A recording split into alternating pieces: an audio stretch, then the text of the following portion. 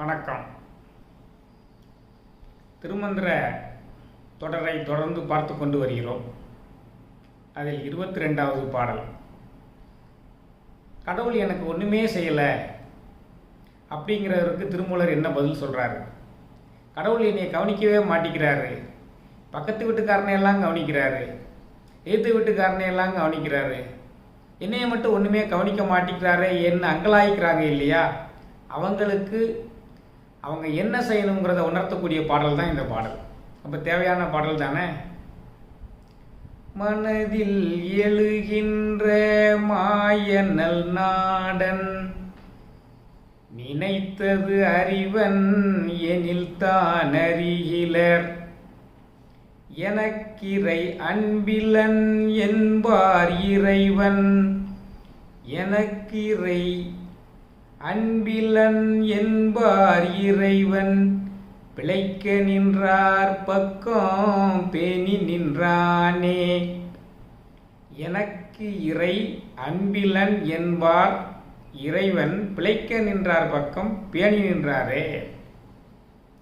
எனக்கு இறை அன்பிலன், எனக்கு அன்பே செய்ய மாட்டீங்க அந்த கடவுள் அப்படின்னு சொல்லிக்கிட்டு இருக்காங்களே, அவங்களுக்கு இந்த பாடல்ல என்ன பதில் சொல்றாரு திருமூலர்? கடவுள் எல்லாருக்கும் தங்களுடைய வினைப்பயனுக்கு தக்கவாறு இன்பத்தையும் துன்பத்தையும் தந்து அந்த வினைப்பயனை கழிக்க வைக்கக்கூடிய வேலையைத்தான் செய்கிறாரு. துன்பப்படுறவனுக்கும் வினைப்பயன் கழியுது, இன்பப்படுறவனுக்கும் வினைப்பயன் கழியுது. அதைத்தான் அவர் செய்ய முடியும். அப்போ உனக்கு இன்பம் வரலன்னா யார் காரணம்? நீ நல்வினை ஆற்றவில்லை என்று அர்த்தம். துன்பம் வருதுன்னா என்ன காரணம்? நீ தீவினை ஆற்றிருக்கேன்னு அர்த்தம்.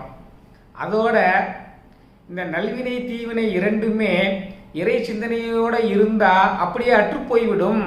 இந்த நமசிவாயா என்ற மந்திரத்துக்கு வினையை அறுக்கக்கூடிய அந்த வலிமை இருக்கிறது.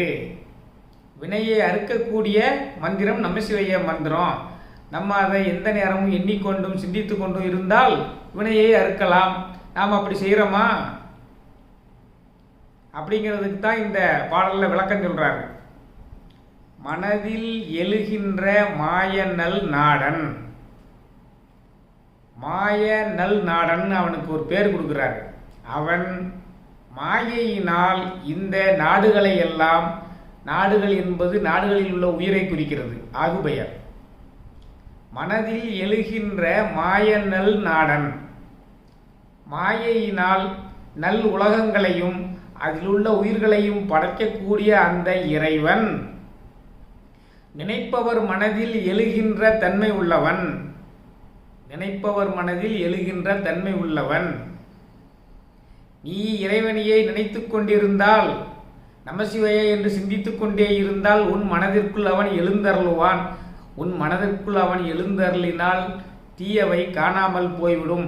மனம் முழுவதுமே சிவனால் நிரப்பப்பட்ட பிறகு வேறு என்ன தீய எண்ணங்கள் வரும்? ஐம்பொறிகள் வழியாக உன் மனமே போகாதல்லவா? ஏன்னா மனம் சாட்டிஸ்ஃபைடு. அப்போ மனம் சாட்டிஸ்ஃபைடு ஆகிறதுக்கு நீ நமசிவாய மந்திரத்தை சொல்லிக் கொண்டிருக்க வேண்டும். மனதில் எழுகின்ற மாயநல் நாடன், மாயையினால் இந்த உலகத்தை எல்லாம் அவன்தான் தோற்றுவிக்கிறான். முதலில் சிவ தத்துவங்கள் 5 முதல் படியாக தோற்றுவிக்கிறான்.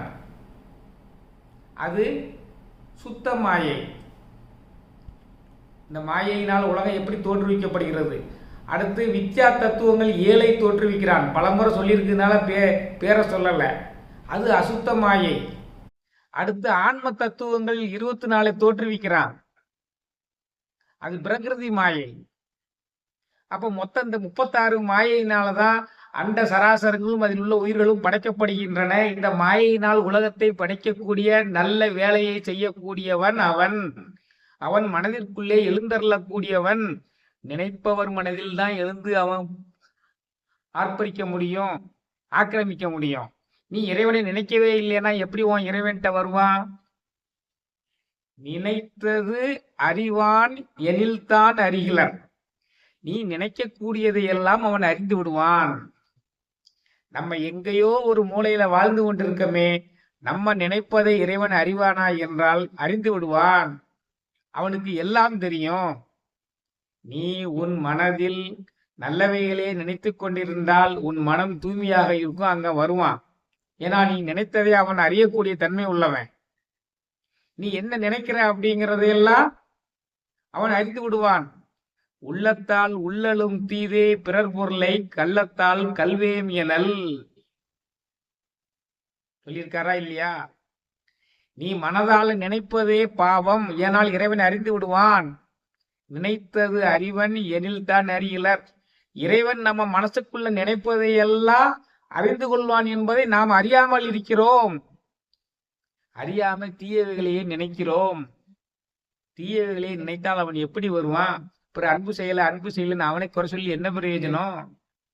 நினைத்தது அறிவன் எனில்தான் அறிகிறர்.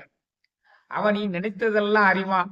நீ பிறர் சொத்தை அபகரிக்க வேண்டும் என்று திட்டம் தீட்டினால் அது அவனுக்கு தெரிந்துவிடும். அதற்குரிய வினைப்பயனை உனக்கு அளித்தே தீருவான். பிறரை கொலை செய்ய வேண்டும் என்று நீ திட்டம் தீட்டினால் அது அவனுக்கு தெரிந்துவிடும். அதற்குரிய வினைப்பயனை நீ அனுபவிக்குமாறு செய்து விடுவான். கொலையே களவுகள் காமம் பொய் கூறல் மலைவான பாதகமாம் அவை நீக்கி தலையாம் சிவனடி சார்ந்தின்பம் சார்ந்தார்க்கு இளையாம் இவை ஞான ஆனந்தத்து இருத்தலே. கொலை களவு காமம் இவைகளையெல்லாம் விட்டு இவைகளை பற்றி சிந்திக்காமல் இருந்தால்தான் உன் மனம் தூய்மையாக இருக்கும். இவைகளை பற்றி சிந்தித்தாலே அவன் இறைவனை அறிந்து கொள்வான். அதற்குரிய வினைப்பயனை கொடுத்து விடுவான். சிந்தித்தாலே அவனுக்கு தெரிந்துவிட வினைப்பயனை கொடுத்து விடுவான். அதை செய்தால் என்ன ஆகும்னு பார்த்துக்கிடுங்க. அதான் நினைத்தது அறிவான் எனில்தான் அறிகிலர். அப்படி அறியாதவன் நம்ம நினைக்கதை கூடியதெல்லாம் இறைவன் அறிந்து விடுவான் என்று இறைவனை பற்றி நினைக்காமல் இருந்து கொண்டிருக்கக்கூடிய சிலர் எனக்கு இறை அன்பிலன் என்பார்.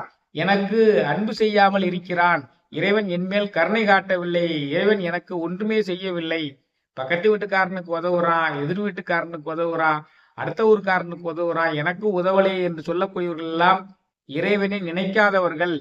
இறைவனை நினைக்காமல் இருந்து கொண்டு எனக்கு இறை அன்பிலன் என்பார். ஆனா இறைவன் எப்படிப்பட்டவன்? இறைவன் பிழைக்க நின்றார் பக்கம் பேணி நின்றானே. அவனை பற்றி சதா சர்வகாலமும் எவனொருவன் நினைத்து கொண்டும் பேசிக்கொண்டும் சிந்தித்து கொண்டும் வணங்கி கொண்டும் இருக்கிறானோ அவனுடைய மனதில் அவன் வருவான். அவர்களை பேணி பாதுகாப்பான். அவர்களுக்கு அரணாக இருப்பான், பாதுகாவலனாக இருப்பான். நோய் நொடியில் இருந்து பாதுகாப்பான், கடன் தொல்லையில் இருந்து பாதுகாப்பான், ஏன் வினைப்பயனில் இருந்தெல்லாம் பாதுகாப்பான். தன்னுள் அவனை எடுத்துக்கொண்டு அவனை அன்பே சிகமாய் ஆக்கி வைப்பான். அவனை வணங்குபவர்களுக்கு தானே அவனை அருள் செய்ய முடியும், நினைப்பவர்களுக்கு தானே அருள் செய்ய முடியும். அவனை நினைக்காமலே நீ இருந்தால் அவன் எப்படி உங்களுக்கு அன்பு செய்ய முடியும்? அவன் உன் மனதுக்குள்ள நினைப்பதையெல்லாம் அறிந்து கொள்ளக்கூடியவன் என்பதை நீ அறியாமல் இருந்து கொண்டு தீயவைகளையே நினைத்து கொண்டு தீயவைகளையே செய்து கொண்டு தீயவைகளையே பார்த்து கொண்டு உன் மனதை தீய எண்ணங்களால் நிரப்பிக்கொண்டு உன் மனதில் சிவம் புகாதபடி செய்து கொண்டு உன் மனது நினைப்பதையெல்லாம் அவன் அறிவான் என்பது உண்மையை அறியாமல் இருந்து கொண்டு உன் மனதை அழுக்காக்கி கொண்டிருந்தால் அந்த மனதில் அவன் வந்து எப்படி உட்கார முடியும்? அவன் எனக்கு அன்பே செய்யலையே, எனக்கு இறை அன்பில்லன் என்று நீ சொல்லி என்ன பிரயோஜனம்? எனக்கு ஒண்ணுமே செய்யல நீ அங்கலாய்ப்பட்டால் தீதும் நன்றும் பிறர் தரவாரா? உன்னால்தான் அமைகிறது அது. நீ இறைவனை நினைத்து இறைவன் நாமத்தையே சொல்லிக் கொண்டிருந்து உன் மனதை தூய்மையாக வைத்திருந்தால் தானே அதில் வந்து அவன் அமர முடியும். அதைத்தான் இந்த பாட்டுல சொல்றார். இறைவனையை நினைக்காமல் இருக்கக்கூடியவர்கள் இறைவன் எனக்கு ஒற்றுமில்லை என்று சொல்வது இயல்புதான். அதனால நாம் மனதை தூய்மையாக வைத்திருக்க இறைவனை நினைத்து கொண்டே இருக்க வேண்டும். நீ நினைக்கக்கூடிய ஒவ்வொரு நொடியும் அவன் அறிந்து விடுவான். நினைத்தது அறிவான் எனில் தான் அறிகிலர். அப்படி இருந்து அவனை பற்றி அறியாம நினைக்காம இருந்து கொண்டு எனக்கு இறை அன்பிலன் என்பார். எனக்கு இறைவன் ஒண்ணுமே செய்யக்கூடிய என்பவங்களை பற்றி நம்ம என்ன செய்ய முடியும்? இறைவன் பிழைக்க நின்றார் பக்கம் பேணி நின்றானே. யார் யாரெல்லாம் வந்து அவனை வணங்குகிறார்களோ, யார் யாரெல்லாம் ஆசையெல்லாம் விட்டு விடுகிறார்களோ, யார் யாரெல்லாம் பற்றுக்களை எல்லாம் விட்டு விடுவார்களோ, யாரெல்லாம் ஐம்புலனை அடக்கி இருக்கிறார்களோ, ஐம்புலனை அடக்கி சிவய நம என சிந்தித்திருப்பார்களுக்கு அவன் அவர்களுடைய உள்ளத்தில் வந்து எழுந்து கொண்டு அவர்களை பேணி பாதுகாப்பான், அவர்களை சிவமாக செய்து விடுவான் என்று இந்த பாட்டுல சொல்றாரு. அப்ப சிவனை பற்றி சிந்திக்காமல் இருந்து கொண்டு எனக்கு இறைவன் ஒன்றுமே செய்யவில்லை என்பதற்கு உரிய பதில் தான் இது. அதான் இந்த பாடு. மனதில் எழுகின்ற மாயனல் நாடன் நினைத்தது அறிவான் எனில் தான் அறிகிலர் எனக்கிறை அன்பிலன் என்பார் இறைவன் பிழைக்க நின்றார் பக்கம் பேணி நின்றானே. இதுல இருந்து என்ன தெரியுது? இறைவனை நினைத்து கொண்டே இருங்கள், அவன் எல்லாத்தையும் கவனித்துக் கொள்வான்.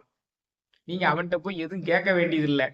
நீங்க நமசிவைய நமசிவைய என்று நினைத்துக் கொண்டிருங்கள், அவன் அனைத்தையும் கவனித்துக் கொள்வான். நீங்கள் நமசிவைய நமசிவைய என்று நினைக்காமல் இருந்து கொண்டு அவன் எனக்கு அன்பு செய்யவில்லை என்று சொல்வதில் அர்த்தமே இல்லை. மற்றும் ஒரு திருமந்திரத்தை எடுத்துக்கொண்டு விரைவில் உங்களை சந்திக்கிறேன்.